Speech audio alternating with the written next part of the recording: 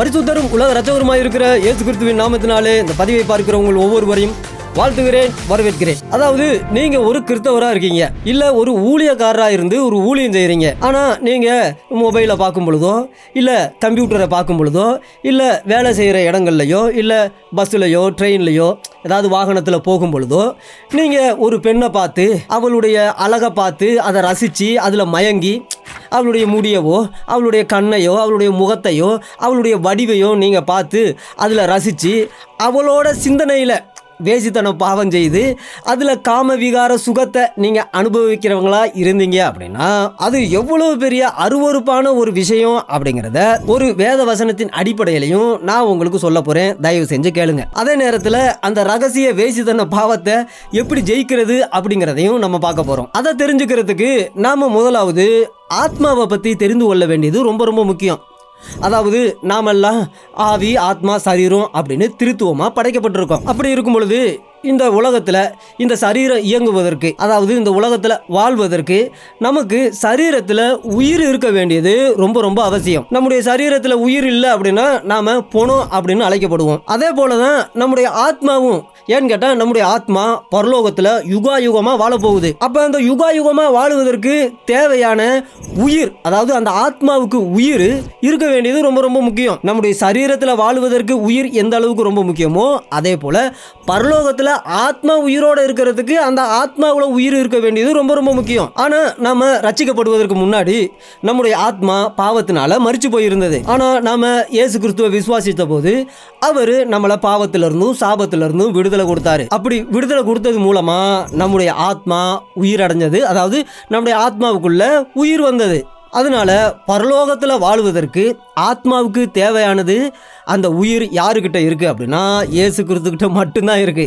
ஏன்னு கேட்டால் அவர் தான் நமக்கு வழியும் சத்தியமும் நம்முடைய ஆத்மாவுக்கு ஜீவனுமாய் இருக்கிறார் அப்படின்னு வேதாகமத்தில் தெளிவாக எழுதப்பட்டிருக்கு. அதனால தான் நம்முடைய வேதாகமம் குமாரன் இல்லாதவன் ஜீவன் இல்லாதவன், குமாரனை உடையவன் ஜீவனை உடையவன் அப்படின்னு தெளிவாக சொல்லியிருக்கு. அதாவது ஒரு மனுஷனுடைய வாழ்க்கையில் இயேசு கிறிஸ்து இல்லை அப்படின்னா அவனுடைய ஆத்மாவில் ஜீவன் இல்லை, அவனுடைய ஆத்மா மரிச்சு போய் கிடக்கு அப்படின்னு அர்த்தம். அப்படி மரிச்சு போயிருக்கிற ஆத்மா பரலோகத்துக்குள்ள போக முடியாது. ஏன்னு கேட்டால் அதை பொறுத்த வரைக்கும் போனோம் அப்படின்னு அர்த்தம். ஆனால் நாம எப்போ ரட்சிக்கப்பட்டோமோ அப்போவே பரலோகத்தில் வாழக்கூடிய அந்த தகுதி நமக்கு கிடைச்சிருச்சு. அப்படி இருக்கும் பொழுது இப்போ நம்ம பெண்களை பார்த்து ரசிக்கிற விஷயத்துக்கு வருவோம். ஒருவேளை அவங்க பக்கத்து வீட்டில் இருக்கலாம், இல்லை நீங்கள் வேலை செய்கிற இடத்துல இருக்கலாம், இல்லை நீங்கள் படிக்கிற ஸ்கூல்லையோ காலேஜ்லேயோ இருக்கலாம், இல்லை அவங்க நடந்து போய் கொண்டு இருக்கலாம், இல்லை பஸ்லையோ வாகனத்துலையோ எதுலையாவது போய் கொண்டு இருக்கலாம். ஆனால் நாம் அவங்கள பார்த்து ரசித்து, நிறைய பேருக்கு அதிகமாக சினிமா பார்க்குற பழக்கம்லாம் உண்டு.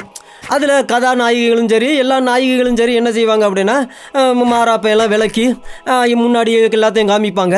அதே நேரத்தில் விசேஷமாக தொப்புல காமிப்பாங்க, அங்கே ஒரு ஓட்டை இருக்குது அப்படின்னு எல்லாத்துக்கும் காமிப்பாங்க. முதுகில் பாதியை காமிப்பாங்க. அப்புறம் இடுப்புக்கு கீழே அப்படியெல்லாம் அசைச்சி ஆட்டி முன்னாடி பின்னாடி எல்லாம் வெடப்பாக இருக்குது அப்படின்னு அவங்க காமிப்பாங்க.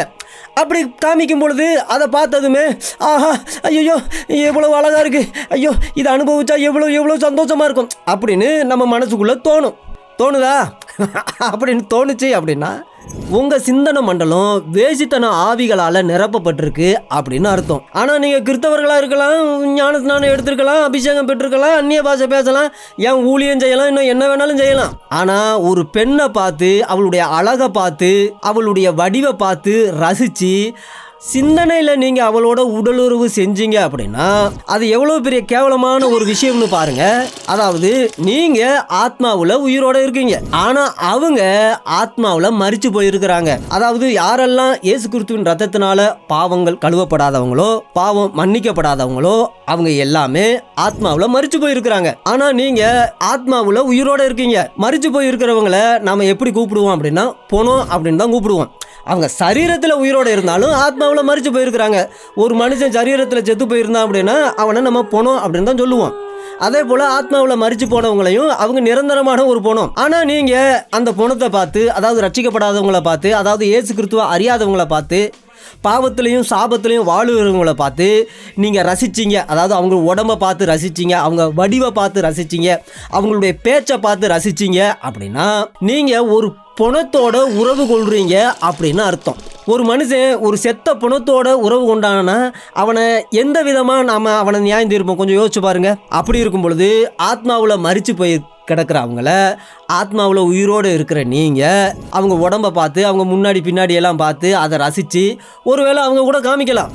ஆனால் நீங்கள் அதை ரசித்து உங்கள் சிந்தனையில் அவங்களோட உடல் உறவு செஞ்சீங்க அப்படின்னா இது உங்களை நியாய தீர்ப்புக்கு கொண்டு போய் நிறுத்தும். கொஞ்சம் இதை நீங்கள் சிந்திச்சு பார்த்தீங்கனாலே இது உங்களுக்கு ரொம்ப அருவருப்பாக இருக்கும்.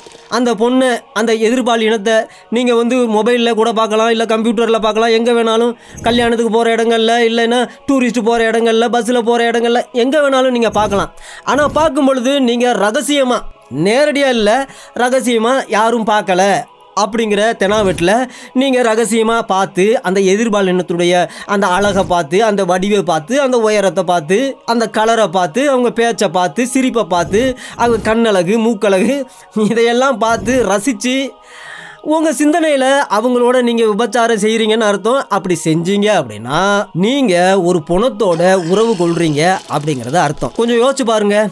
கடவுள் உயிரோடு இருக்க ஒருத்தியோட பாலுறவு செய்யும் பொழுது அதற்கு விபச்சாரம், வேசித்தனம் அப்படின்னு முத்திரை குத்தி அவனை நரகத்தில் போடுறாரு. அப்படி இருக்கும் பொழுது நீங்கள் செத்த பணத்தோட நீங்கள் உறவு கொண்டீங்க அப்படின்னா, அதாவது ஃபிசிக்கலாக நீங்கள் உறவு கொள்ளலை, ஆனால் உங்கள் சிந்தனையில் நீங்கள் உறவு கொள்றீங்க.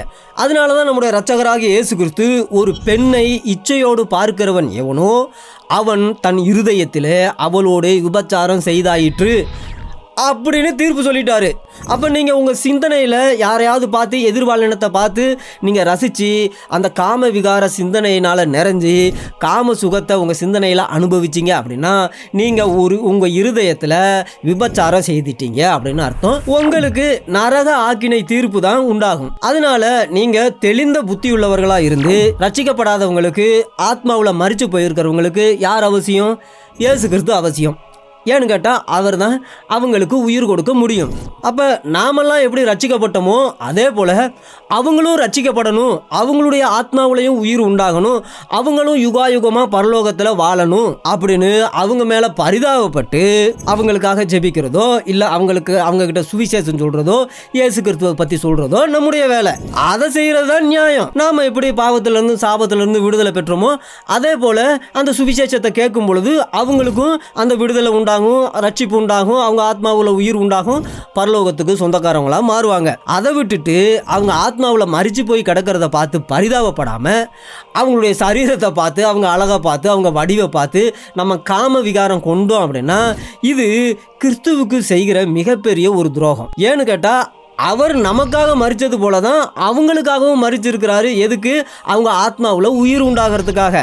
அப்படி இருக்கும் பொழுது நாம் எப்படி ரட்சிக்கப்பட்டோமோ அப்படி அவங்களுக்கும் ரட்சிப்பு தேவை, அவங்களுக்கும் இயேசு கிறிஸ்து தேவை, அவங்க ஆத்மாவும் உயிர் பெற வேண்டியது அவசியம். அப்படிங்கிற ஒரு பரிதபிக்கிற ஒரு இருதயத்தோட அவங்களுக்காக ஜெபிக்கிறதோ, அவங்களோட பேசுகிறதோ அப்படி இருந்தால் அதில் நியாயம் இருக்குது. அப்படி நம்ம சுவிசேஷம் சொல்லி அவங்கள நம்ம ஆதாயப்படுத்தணும் அப்படின்னா மறுமையின் நாளில் நமக்கு பலன் உண்டாயிருக்கும், அதிகமான மகிமை நமக்கு கொடுக்கப்படும், நமக்கு கிரீடங்கள் சூட்டப்படும்.